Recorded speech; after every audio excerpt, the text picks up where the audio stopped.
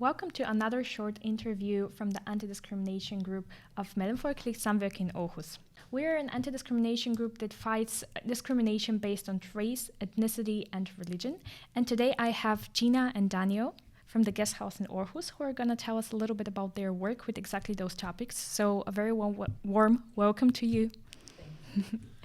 So tell us a little bit about what the guest house actually is, and what are the topics you are dealing with besides what I mentioned? What's your mission?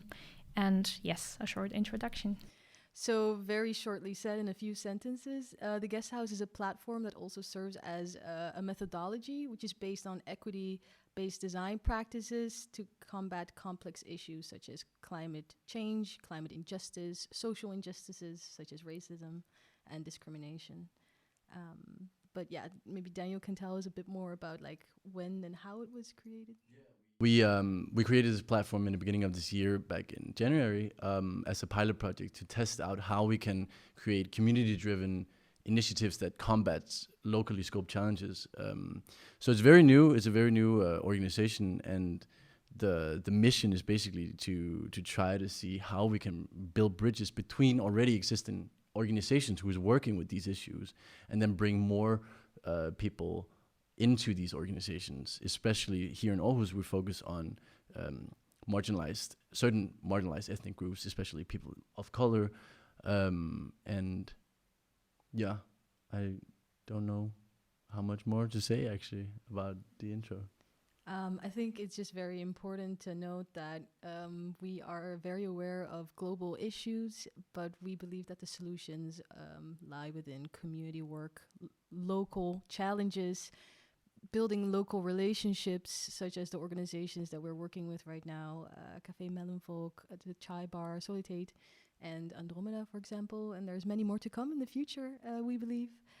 So yes, think globally, but act locally. Yeah, that sounds very good. And yeah, do you operate only in Aarhus?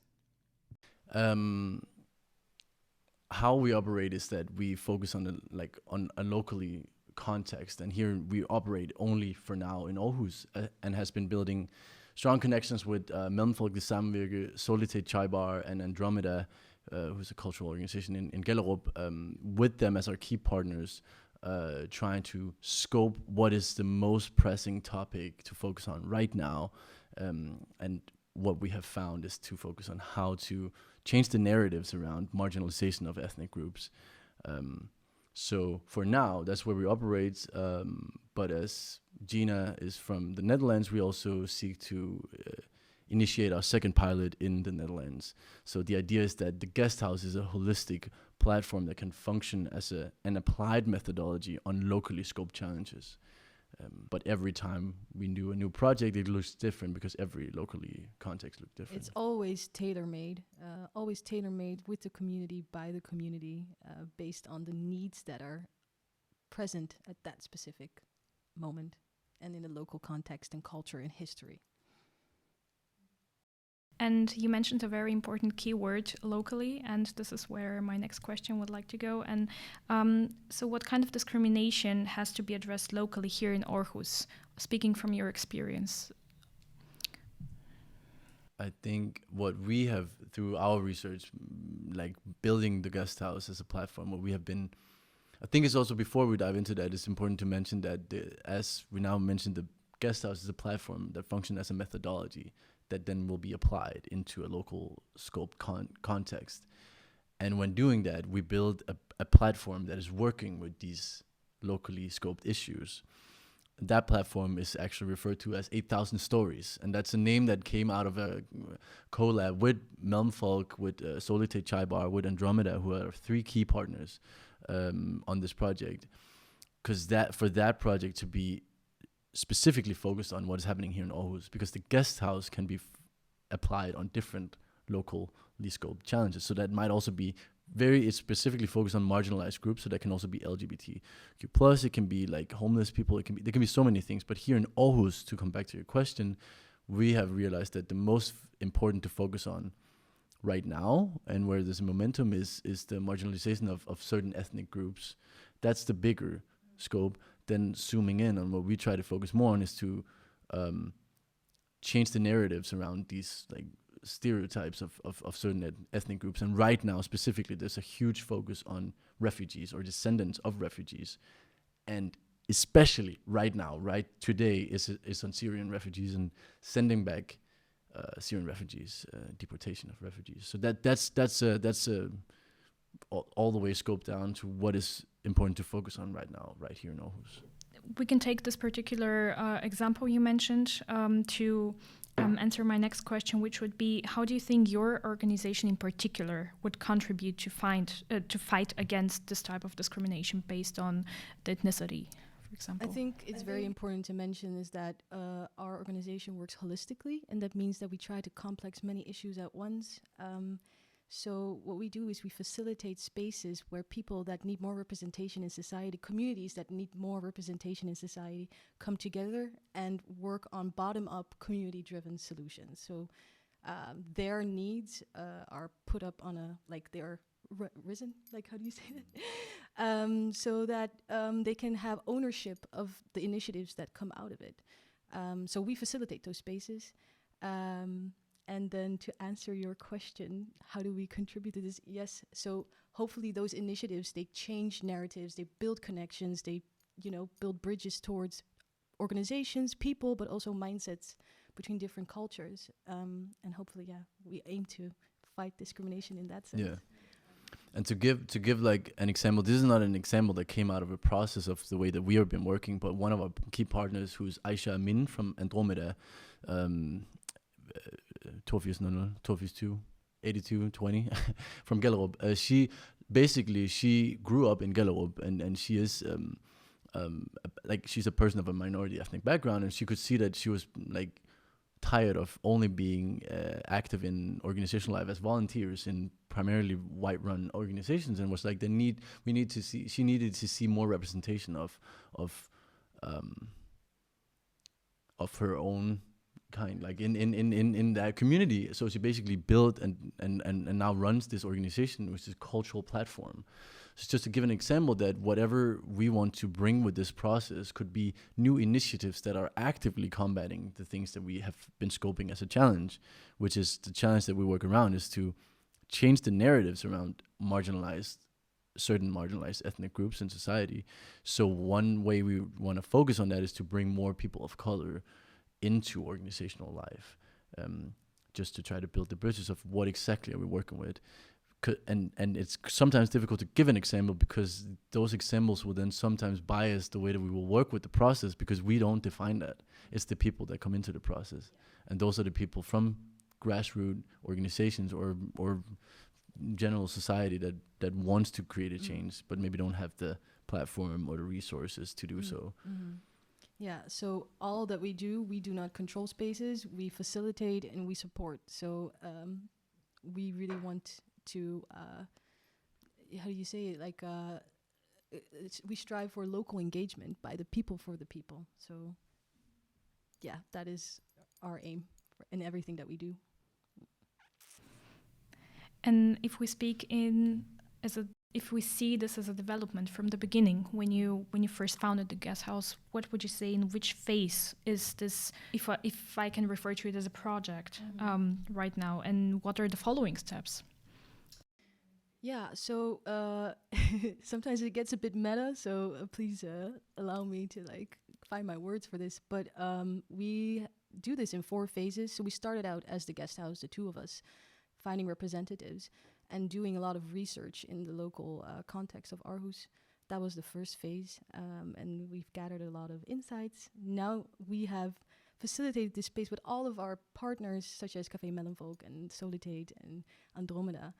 Can I just give a comment to that? Because all those you just mentioned are representatives of organizations, but also run by people like Shubdeep from Solitate and Aisha Amin from Andromeda, for example. They are representing the target group that we also want to work with, and they work with them themselves, and the same with Mellemfolk, work with marginalized communities. So that's exactly why we have chosen them. And another representative we brought into the guest house is Nadine Siad Hussain, who is our head of communication, who is also I think, representing a completely different target group than me and Gina, and that's important to have that diversity in the crew as well. So we work internally, systemically, we would say it. So it means we value different perspectives and different narratives in order to combat these issues. So, but also we come together and make sure that when we hold these spaces, we create processes that allow democratic decision making. So all of the partners, we invite them to workshops or meetings, online meetings. And for example, now in phase 2, we decided to create this social lab called 8,000 Stories. And that is now what we're going to focus on. So the guest house kind of disappeared. We are now 8,000 Stories. And for phase 3 is actually executing the projects that we want to focus on, which is a first project also with Café Mellemfolk. I don't know can you maybe pronounce that? I don't know the festival name. No, but it's true. Like there's a potentially coming like relaunch of Mellemfolkeligheden, which is the history of that is to tackling like racial issues in the street, and they want us to be a part of that. So we want to involve. They want to involve us as an organization. What we want to bring forward is to especially their focus on the narratives around Syrian refugees, to bring more attention to the citizen proposal of like stopping deportation of Syrian refugees. So that's the main focus there. And then another thing combined with that is Solitate has a mini festival focused on democracy and participation, which is right down in our lane. So as well there, we want to present different like artist or like a speaker, and then facilitate a process around it. We haven't designed it yet. It's also very much up to the volunteers we find that wants to do something with us on this project. So in terms of the 4 phases, we're in phase 3, which is, you mentioned the social lab, which is that platform. And then the phase 4 is will be focusing on, or the coming steps will then be focusing on how to evaluate on this process, and then figure out what is the need for this to continue. And there's been some thoughts on potential in the future. We want to sit down a board. Also, it's very new, all this we started, right? But sit down a board of anyone that has participated in this process, and then help facilitate similar spaces, and then create ongoingly processes that keep on scoping challenges, because challenges changes over time. And that's why I also scoped the thing down about marginalization of certain ethnic groups. Right now is focused on Syrian refugees, right? But in a year from now, it might be different. So we want to see if we can build a platform that keeps on scoping the challenges around the narratives that needs to be challenged in society here. Yeah. I see. And you mentioned support and help also from other organizations, but also I think from the people out there. So my next question would be exactly that. How can we help? That's really nice of you to ask, because we are now in this phase of, we scope these challenges. We know that we're going to do these 2 projects, and we need representatives. And we would call these representatives also volunteers that feel like they really want to contribute to such thing. And they have maybe a lot of important things to say. So if you know any people that could benefit this project, but also benefit them, because it's a beautiful exchange, then that would be I think for both of the projects, in terms of with Mellemfolk and Solitate, the underlying agenda is also to try to see if we can get new volunteers into those 2 organizations that are not usually enrolled in organizational life like this. Exactly. Here with Mellemfolk, our specific focus would be on Syrian refugees or descendants of Syrian refugees.